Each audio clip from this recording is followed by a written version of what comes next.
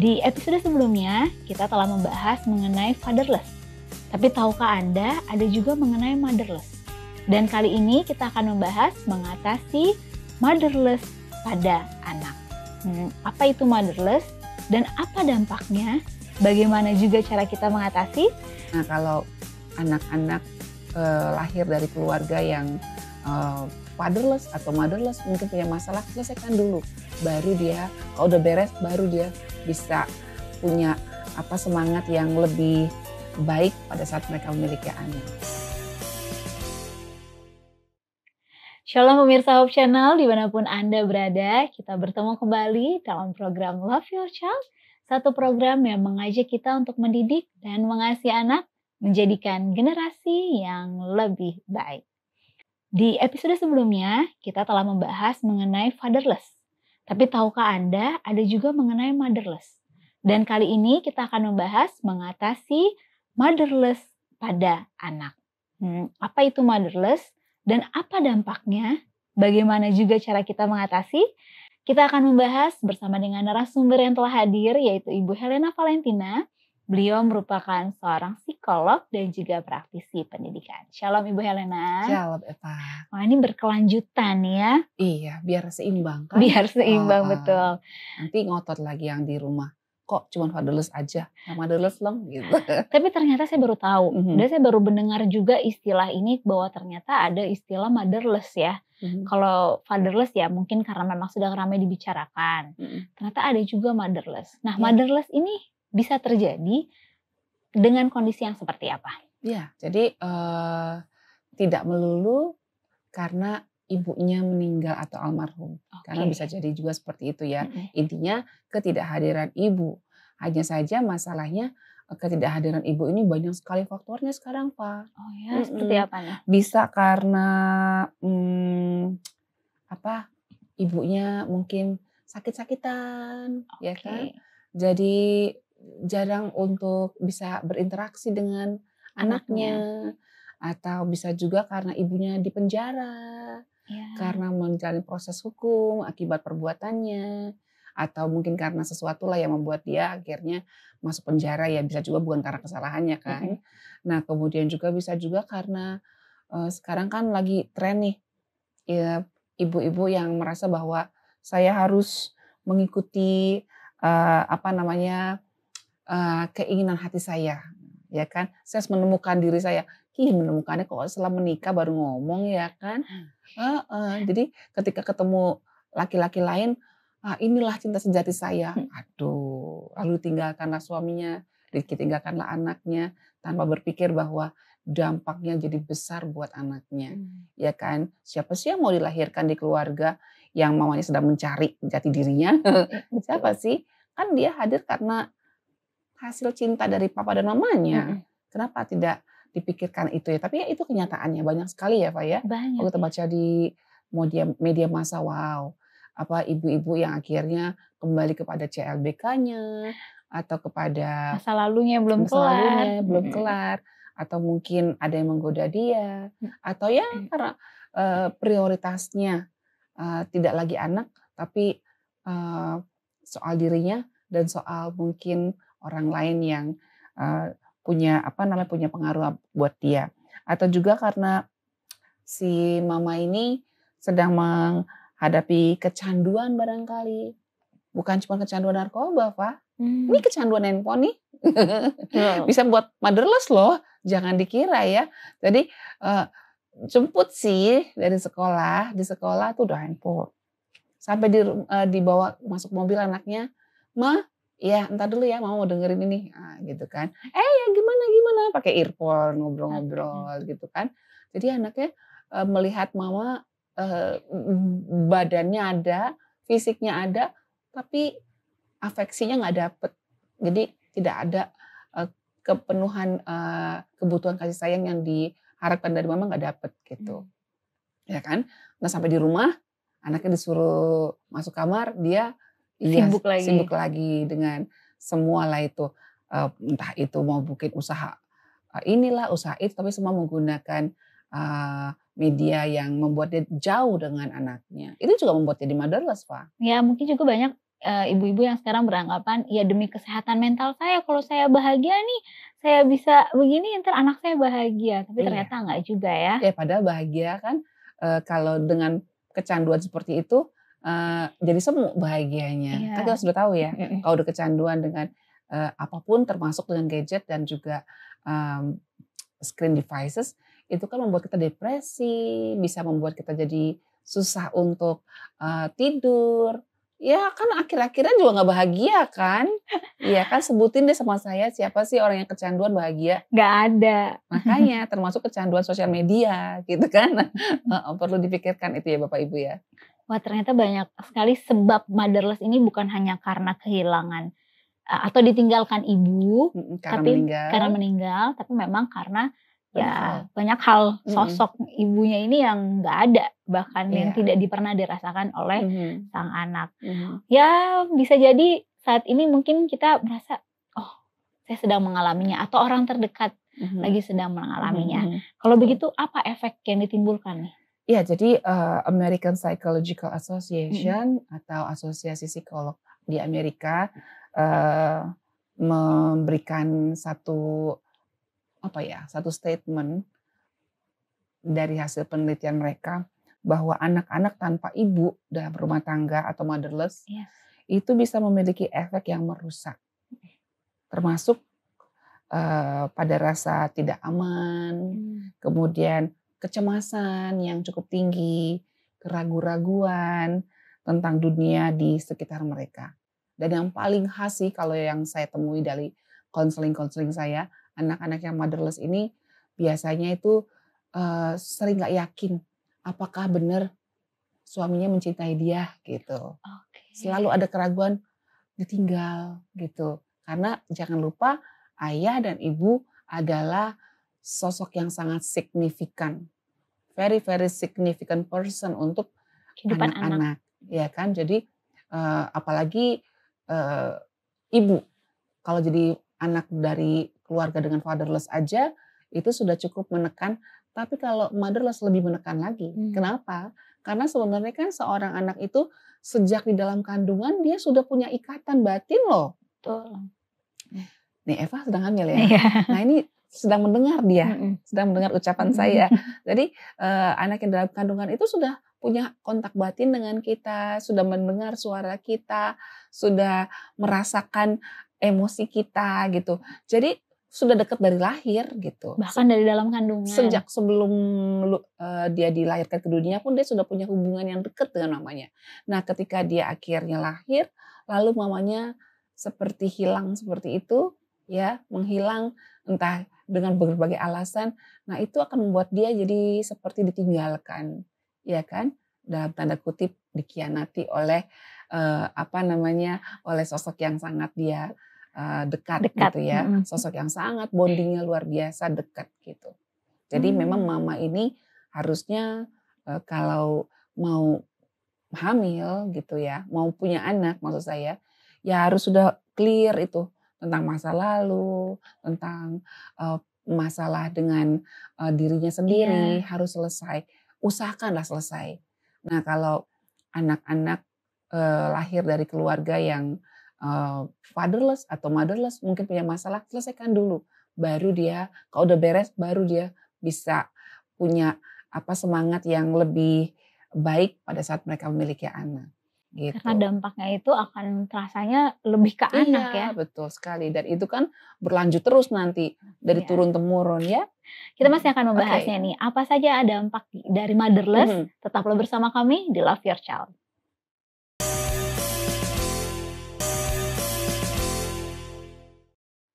Kembali lagi di Love Your Child dan kita masih membahas mengatasi dampak motherless pada anak. Jadi motherless ini disebabkan oleh banyak hal, Mhm, bukan saja karena ditinggalkan oleh sang ibu yang sudah meninggal, tapi banyak hal yang belum, apa ya, banyak hal yang bisa memicu mhm, motherless ini mhm. ya.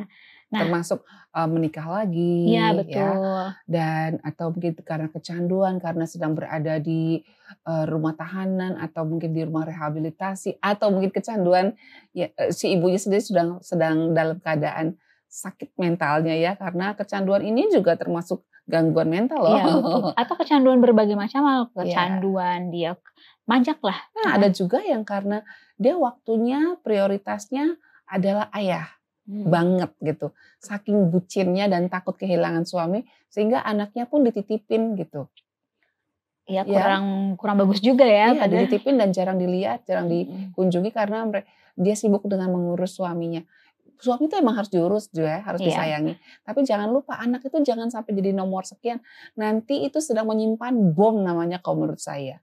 Iya kan? Saya banyak sekali menemukan anak-anak yang dititipkan kepada neneknya gitu ya, terus jarang dilihat, jarang berkomunikasi.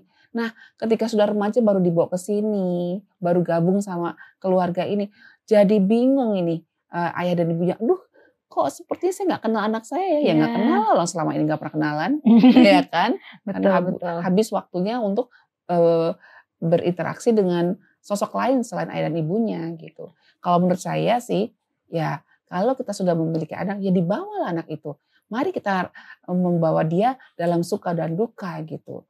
Aduh repot ya kalau ada anak, saya jadi nggak bisa melayani dengan sungguh-sungguh. Saya bingung tuh, saya bingung. Saya pikir ya kan sudah berani punya anak kan, ya inilah tanggunglah itu. Pasti ada jalan keluarnya, tapi biarkan bersama-sama gitu. Tadi saya menarik sekali di segmen sebelumnya Ibu Helena katakan seorang ayah dan ibu yang sudah siap memiliki anak, sebaiknya mereka harus selesai dulu dengan masa lalunya, dengan masalah pribadinya, supaya jangan jadi bom buat si anak juga. Betul. Nah lanjut Ibu Helena, apa ini hambatan atau efek dari motherless? Yang pasti kondisi emosional si anak ini tidak sestabil anak-anak yang lahir dari keluarga yang lengkap dan dididik dengan baik ya, dengan kasih sayang ya kan. Kenapa? Karena motherless kan sekali lagi dia kehilangan sosok ibu, which is ibu adalah orang yang nomor satu dekat dengan anak, ya kan? Karena ibulah yang mengandung kan seperti itu ya. Jadi ketika ibu tidak hadir, maka kebutuhan akan kasih sayang dari sosok seorang ibu ini jadi berkurang dan mungkin tidak terpenuhi dengan baik. Apalagi kalau nih sosok signifikan yang lain ya adalah ayah tidak juga mengerti bahwa anak ini butuh kasih sayang. Udah mamanya meninggal, papanya malah sibuk banget. Dan tidak ada yang peduli dengan kebutuhan kasih sayang ini sehingga anak ini akhirnya punya perilaku yang berhubungan dengan emosi yang tidak terpenuhi, maksud saya afeksi yang tidak terpenuhi, kebutuhan dia akan kasih sayang akhirnya cari-cari kemana nih ya mesti sayang saya gitu. Nah kalau salah ketemu orang gimana?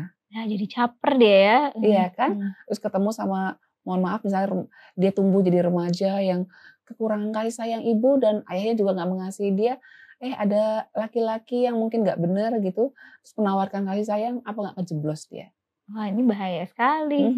Seperti itu. Apalagi dengan segala macam godaan pada zaman sekarang ini kan. Nah seperti itu. Oke. Nah kemudian perilakunya otomatis ada pengaruh karena apa? Karena biasanya anak yang kehilangan figur ibu, dia suasana hatinya ini mut-mutan gitu. Ini yang saya mau tanya. Maksudnya apa anak yang motherless ini dia jadi gampang moody atau memang dia yang kayak sekarang cepet. Maksudnya kalau moody kan bisa dibilang kayak ya banyak magernya juga, banyaknya nggak jelas lah. Ya pokoknya ikutin perasaannya. Ya, ikutin perasaan. Nah kan kalau misalnya dia ada figur ibu, dia kan bisa melihat mamanya walaupun sedang capek, walaupun sedang marah, tapi tetap ngerjain loh tugas-tugasnya. Dia lihat kan. Tapi kalau nggak ada contoh itu, dia nggak pernah melihat bagaimana mengelola perasaan nggak nyaman di hatinya dengan baik. Kan apa yang terjadi? Ya mungkin dia akan pasrah aja dengan perasaannya. Kalau lagi kesel, ya tumpahkan. Kalau lagi muncul rasa malas, ya sudah. Tidak mau kerjakan tugas tanggung jawabnya. Kan begitu. Nah akhirnya apa? Akhirnya kan perilaku itu jadi akhirnya bisa membuat orang lain merasa dirugikan. Betul. Dan juga mungkin tersakiti. Karena apa? Karena si anak yang tidak terbiasa mempunyai suasana hati yang bisa dikendalikan itu jadi mungkin gampang marah, terus meledak-ledak gitu kan, tidak punya batasannya sehingga akhirnya orang lain jadi terluka dan akhirnya ya sosialisasinya jadi baik, nggak baik deh. Betul sekali. Wah ini karena ngomongin soal perilaku karena sebegitu besarnya dampak motherless ini ya Benar-benar. pada perilaku si anak. Bagaimana dengan ini kan perilaku berarti hubungan dia dengan orang lain. Bagaimana dengan hubungannya dengan diri dia sendiri? Kepercayaan dirinya dia, sikap dia dalam dirinya sendiri itu bagaimana Bu Helena? Ya, jadi kan biasanya tuh anak akan merasa diterima, Ya, merasa diafirmasi tuh oleh mama biasanya kan. ya, Mama itu kan seberapapun kita pasti dia akan peluk kita kan. betul. Maksudnya entah kita kurang seperti orang lain yang wah cantik jelita gitu ya, atau kurang tinggi, atau kurang gemuk, atau kurang kurus, atau kurang apapun gitu, mama pasti akan peluk kita. Kita akan jadi sosok yang istimewa di hadapan mama kan gitu kan. Tapi kalau motherless gimana? Siapa nih yang menerima kita kan gitu kan? Otomatis dia jadi pemalu karena apa? Karena mungkin dia melihat orang lain banyak yang memberikan support ya, dipuji barangkali atau sayang oleh orang-orang lingkungannya, ya kan? Karena mungkin anak itu lebih percaya diri. Anak percaya diri kan akan diterima banyak orang kan gitu. Iya. Lebih mudah diterima Lebih maksud mudah. saya. Tapi kalau anak yang canggung, ya kan orang aduh males deh ngomong sama dia diem-diem mulu. Orang juga Iya bingung bagaimana kan? mau komunikasi sama Kayaknya dia. ini deh, dia ansos ya. Padahal mungkin maksud dia bukannya dia tidak mau tersenyum, tapi dia nggak tahu bagaimana tersenyum. Because mamanya keburu nggak ada gitu kan. Jadi saya pernah melihat ada anak perempuan yang mamanya mungkin sudah meninggal sejak dia kecil. Nah, dia melihat contohnya dari yang membesarkan dia. Yang membesarkan dia ternyata pemarah. Ya kebawa lah gitu kan. Yang membesarkan dia orang-orang yang sudah tua, yang memang mungkin kurang ramah. Ya kebawa lah. Nah jadi ketika akhirnya papa mempunyai mama yang mama pengganti, ini mama pengganti susah menerima anak perempuan ini. Kenapa? Karena mukanya bete terus. Padahal muka bete itu mungkin juga bukan karena dia benci, tapi mungkin karena ya itu yang dicontoh yang dia lihat selama ini gitu. Dari orang-orang yang sekitar dia yang mengasuhnya. Ya yang pasti memang anak-anak motherless ini adalah anak-anak yang punya kepercayaan diri nggak tinggi. Jadi perlu sekali orang dewasa yang bisa mensupport dia, mendukung dia walaupun mukanya mungkin nggak pernah memuaskan kita. Responnya kita udah sambut, kita sudah dorong, tapi sambutannya mukanya asem melulu ya. Nah, saya pikir kita nggak usah terpaku dengan asemnya dia gitu. Kalau kita fokus dengan wajahnya, nanti yang ada kita juga nggak semangat lagi untuk mendukung dia. Udah fokus aja, kita lakukan yang terbaik, menabur yang baik, dan memberikan support yang baik. Satu saat nanti ketika dia sudah cukup kebutuhan akan dorongan kasih sayang, support, dia nanti akan berubah kok. Nah, kita masih akan membahasnya. Kalau begitu apa yang harus dilakukan? Pemirsa tetaplah bersama kami di Love Your Child.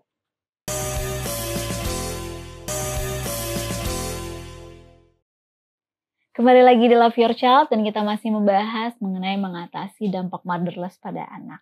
Di segmen kali ini benar-benar kita mau tahu gimana caranya mengatasi motherless kalau ternyata ini terjadi pada anak kita atau terjadi pada ponakan, keluarga, kerabat atau bahkan murid. Bagaimana Bu Helen? Yang paling utama dia butuh perhatian. Ya, jadi kalau dia caper jangan anggap bahwa dia itu ada sebuah kejahatan gitu ya. Cari perhatian boleh jadi karena memang dia butuh. Dia butuh banget kehadiran dari sosok ibu gitu kan. Dan memang namanya cari perhatian berarti dia ada rasa kesepian yang mendalam. Ya kan, kesepian. Dia butuh teman, dia butuh orang yang mau mendengar, butuh telinga untuk mau dengar curcolnya dia. Saya jadi sedih nih. Dia mau nangis ya. Karena ada murid saya pernah japri saya gini. Dia cerita tentang keluarganya yang gak lengkap lah gitu. Jadi dia laporin kakaknya, dia laporin ini. Dan kalau ketemu saya selalu cari perhatian. Saya bilang nanti ya nak kita ngobrol ya. Sampai sekarang saya belum penuhi loh. Aduh sabar ya. Sabar. Karena ada banyak tugas yang lain. Saya baru ingat tiba-tiba anak ini benar-benar butuh bantuan ya. Nah kan terus, kayaknya bukan hanya sekedar teman bicara ya. Karena kan kalau mother tuh touching, sentuhan. Ini dia butuh juga. Belayan. physical touch ya, Ya, physical tepuk-tepuk touch. punggung aja sebenarnya sudah cukup membuat dia lebih lega gitu kan. Dan hadirkan sosok ibu pengganti, bukan berarti langsung menikah lagi ya Bapak. Ya, kalau misalnya mama tidak ada, entah karena pergi, meninggal atau karena hal lain, jangan buru-buru menikah juga gitu. Betul. Nanti karena saya ngomong begini langsung melamar nih ntar malam. Ya, sosok ibu pengganti itu bisa juga dengan keluarga kita, misalnya nenek dia ya, atau bibinya atau tantenya gitu. Atau kita bisa ngomong sama ibu guru di sekolah, "Ibu boleh nggak bantu saya?" gitu kan. "Anak saya ini tidak punya mama lagi sekarang, dia butuh figur ibu. Boleh nggak Bu tolong berikan sedikit perhatian pada anak saya." Nah itu mungkin kalau disampaikan seperti itu, guru mana sih yang nggak tersentuh? Betul. Seperti itu kan. Kemudian ya karena dia mudah sekali kesepian, bila mana perlu, bila mana memungkinkan, mungkin bisa dibawa ke tempat bekerja. Ya kan, misalnya dia bekerja sebagai profesional barangkali, dibawa ke kantor, dikasih tempat bermain di situ, sehingga kalau anaknya masih kecil ini kan susah ya dititipin ke orang lain ya kan. Dan kemudian juga supaya kesepian, rasa kebutuhan untuk kasih sayang dan juga kebutuhan untuk merasa senang ini tinggi, kita berikan dia aktivitas. Misalnya ya dikasih kursus yang sesuai dengan minat dia. Ya kan, kursus melukis, menggambar atau musik barangkali, nari. Ya kan, kalau anak perempuan suka nari kan. Nah itu kan bisa mengeluarkan hormon bahagia kan, dengan bergerak dan bergaul dengan teman-temannya. Ya itu dia. Terus kemudian kekuatan dari pet ya, hewan peliharaan. Ya kan, mungkin memelihara, ya apa sih yang disuka? Pelihara ikan, burung, atau mungkin anjing atau kucing. Ya kan, sepanjang itu tidak membahayakan kesehatannya. Ya kan, karena konon kabarnya dengan memberi satu saja binatang peliharaan itu akan membuat anak berlatih bertanggung jawab, juga menyalurkan kasih sayang gitu kan, dengan memberi makan, membelai, merawat seperti itu. Dan memang kita juga sebagai orang tua anak kita ini yang motherless ini, ya kita ingat bahwa harusnya kan ada 2 sosok nih, ya sekarang tinggal 1. Kalau begitu kita harus atur baik-baik agar kita bisa punya waktu, punya waktu yang cukup buat anak kita. Ya kalaupun kita mungkin sibuk, ya berarti kita minta bantuan lah, cari bantuan dengan mungkin mempekerjakan tenaga yang memang betul-betul kita percaya, sehingga anak kita bisa bermain dengan dia gitu ya pada saat kita bekerja dan seterusnya. Dan tetap kita harus amati selalu, Eva, amati selalu kira-kira anak kita ini ada penurunan prestasi nggak? Ada kelainan sikap nggak? Tadinya kayaknya anaknya ceria, kok sekarang jadi murung. Tadi anaknya ramah, kok sekarang jadi suka pukul. Nah kalau ada perubahan seperti itu harus segera dia sikapi dengan baik. Kalau kita nggak bisa menolong dia, bawalah ke profesional. Ya, ini yang saya juga tadi berpikir, karena mungkin orang yang motherless berarti kan ditangani oleh sosok lain atau mungkin hanya bapak gitu kan, yang mungkin kesabarannya berbeda dengan sang ibu. Nah itu dia, kita jangan takut untuk meminta bantuan profesional, karena siapa tahu dengan bantuan profesional bisa diatasi dengan baik. Nah Ibu Helena, bagaimana kalau misalnya ternyata nih anak-anak motherless ini mempunyai ibu tiri, ibu pengganti. Ya memang nggak mudah jadi ibu pengganti ya. Seorang penulis dan juga motivator ya, inspirator Ibu Ellen White mengatakan bahwa seorang ibu tiri itu harus ingat bahwa dia itu adalah ibu pengganti, di mana dia menggantikan posisi mama yang hilang dalam keluarga itu. Jadi jangan pernah berpikir bahwa dia sama seperti perempuan lain yang menikah dengan laki-laki yang tidak punya anak gitu kan. Jadi jangan mikir bulan madu ya. Oke, bulan madu itu penting, tapi jangan jadi itu yang fokus utama sebenarnya.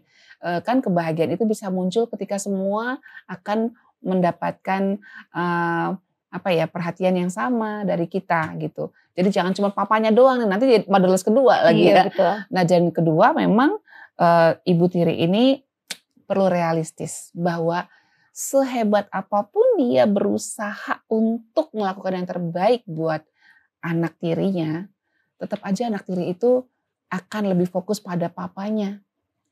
Karena apa?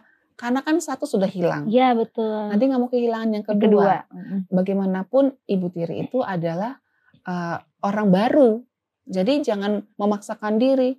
Saya sudah masakin dia, saya sudah berikan dia perhatian, temenin dia les, temenin dia belajar. Tetap aja loh dia yang dicari papanya.